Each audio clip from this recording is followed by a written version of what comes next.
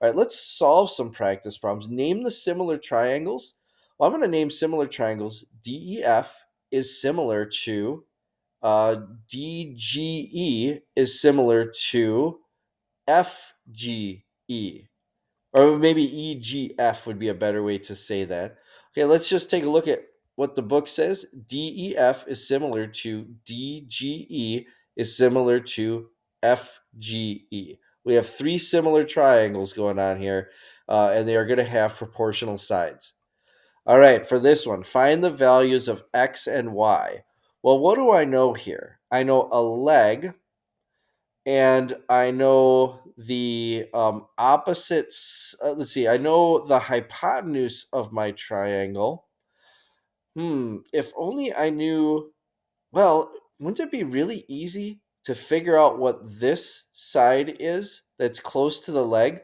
Because I have a corollary about that. If the altitude is drawn at the hypotenuse of a right triangle, then the length of a leg, 18, is the geometric mean between the hypotenuse and the segment of the hypotenuse that is closer to the leg. Well, let's set this up and see if we could solve it like that. So the way that this is going to look is this.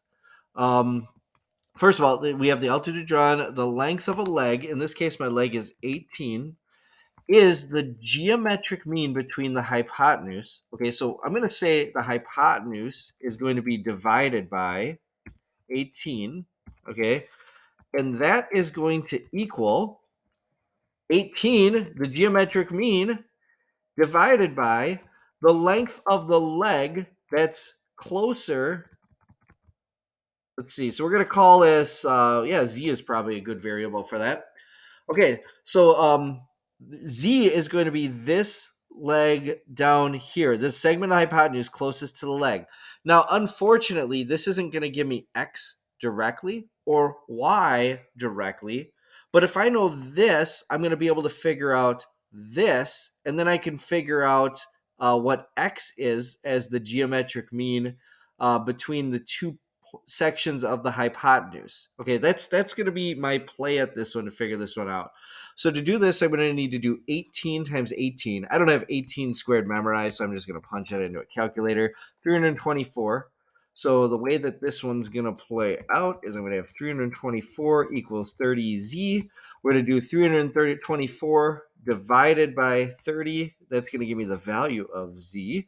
So 324 divided by 30 is 10.8. So z is 10.8. That's this length right here. If z is 10.8, then let's see, what else do I know? If z is 10. I'm just going to move this work over here. If z is 10.8, I know that the other length here on the other side of x has to be 30 minus 10.8, which is what, 19.2? So let me just set up a proportion related to that. 19.2 compared to the geometric mean, okay? The geometric mean is x for when I'm comparing the two lengths that the hypotenuse is broken into. So it's going to be 19.2 compared to x equals 10. X compared to 10.8. Okay, and let's see. This is going. I should probably. Let's see. I don't know how to make this fraction bar any longer, but this is fine. We'll figure it out. All right, so now I'm going to do x squared. I have to cross multiply. X squared equals 19.2 times 10.8. So if I multiply this times 19.2, I get 207.36. And I need to take the square root of all of that. That'll give me 14.4. So x should equal, so all I did was I solved this proportion for x. And I found that x equals 14.4 in this case. Now, to find y, I could, there's a lot that I could do. Let me just think here for a second. So if I know that y is one leg of the triangle, that means that the hypotenuse of this triangle, y is the geometric mean between the hypotenuse and the segment of the hypotenuse closest to that leg. So I could set up yet another proportion here. Okay, so I'm getting a little messy with my setup here. Let's see if I can move this all over to a workspace on the other side here. Okay, so I've got what I got so far here. Now I'm going to set up another proportion. In this case, my proportion is going to be y. Let's see, y is going to be my geometric mean. So what are we going to divide by y? We're going to divide the hypotenuse by y. 30 compares to y, okay, as equals y, which is the geometric mean, compares to, and then the length of the leg closest to y, we already figured out was 19.2. So y divided by 19.2. Okay, so y squared equals 30 times 19.2. So I'm going to do the square root of 30 times 19.2. And that's 24. So I should have a side over here of 24. Y should equal, let's see if we got this right, 24. Okay, let's see if I have these two values right. X should be 14.4 according to my geometric mean calculations. Y should be 24. Let's see if we've got this. Bam, 14.4 and 24. And all I did was I set up geometric mean relationships within these two, within these three, I should say, right triangles that we formed. All right, we're gonna back off these harder problems for just a bit. Find the geometric mean between 4 and 11 to the nearest tenth. Okay, so this is just gonna be a geometric mean problem. Let's use the fancy setup of the geometric mean. Geometric mean being x. So x squared equals the product of the two numbers I'm trying to find the geometric mean of. So it's going to be the product of 4 times 11. So the square root of 44. Let's find the square root of 44 to the nearest tenth. It is 6.6. So I believe that this answer is going to be 6.6. Let's see. There we go. Let's use that same setup and let's do the geometric mean between 2 and 16, but in this case, in simplified radical form. So it's going to be x squared equals 2 times 16. 2 times 16 is 32.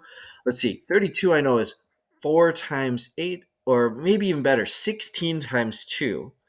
So if x squared equals 16 times 2, I take the square root of 16 times 2.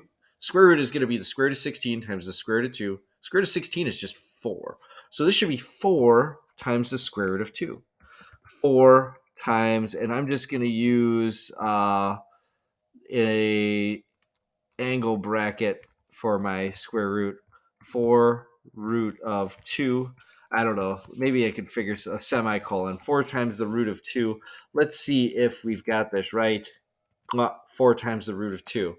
All right, so all I did was I used this x squared equals the product of the two numbers, and then whatever x is the geometric mean between those two numbers. Find the value of x for letter E. Well, this is going to be more of the same. This is exactly what we've been doing. So the value of x here is going to be the geometric. Let's see. So the geometric mean. Oh, I'm splitting the triangle into x and 5. And let's see. According to corollary 50-1-1, according to this corollary, the length of the altitude, 3, is the geometric mean between the segments. So the way that this is going to look, x over 3 equals 3 over 5. All right, and let me just fix this up a little bit to make it look a little neater. So we'll make these obviously fractions here. So I'm going to use cross multiplication to get 5x equals 9, or if I got x on a side by itself, x equals 9/5. So the value of x here in this case should be 9/5. Let's see if we got it right. Um, well, 1.8 is the same as, let's see, 9/5 would be 1 and 4/5. 4/5 is 0.8. That is correct. Okay, so 9/5 is the value of x. Find the values of a and b to the nearest tenth. Okay, let's take a look at this one. One thing I don't know in this one is the value of the altitude here, but I do know the value of each leg, and I know the value of the whole hypotenuse here. So that makes this doable because remember, according to my second corollary, the length of a leg is the geometric mean between the hypotenuse and the part of the leg that's, or part of the hypotenuse that's closest to that leg. So we should be able to figure this one out pretty straightforwardly. I'm going to get my geometric mean formula. And in this case, the length of a leg is the geometric mean. So 5 is going to be the geometric mean between the length of a leg, or the length of the hypotenuse, 13, and the segment of the leg closest, the segment of the hypotenuse closest to that leg, A. Okay? So 13 over 5 equals 5 over A. I'm going to cross multiply there. Let me get rid of all this extra stuff down here.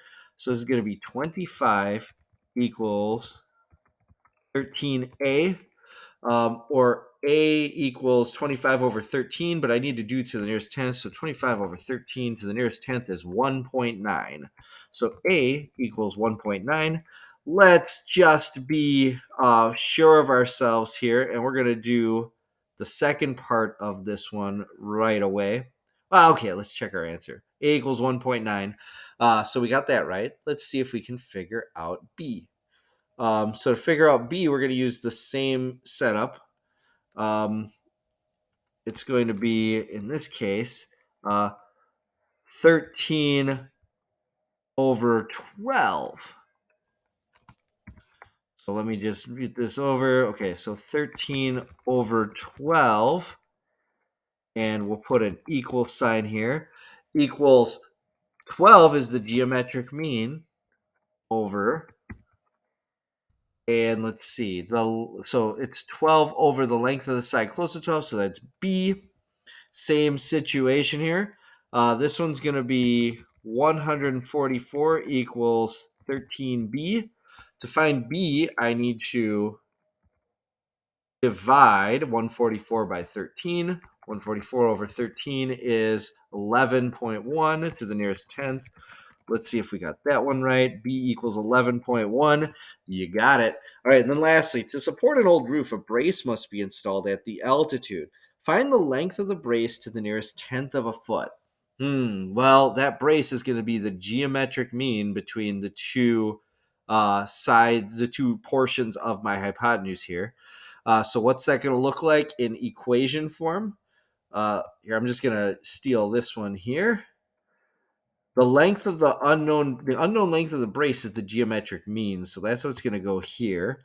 One of my sides is 5, and the other side is 2. Okay, so I get x squared equals 10, and the length of that brace is going to be the square root of 10. So let me just type that in quick. Square root of 10 is 3.16. To the nearest tenth of a foot, x is going to be 3.2. Let's see if we've got this one right. Bam, 3.2 feet. All right, that's how you do it. So you are going to be using the concept of geometric mean to solve some problems, and now you know how to do that for numbers 1 through 30 for next time.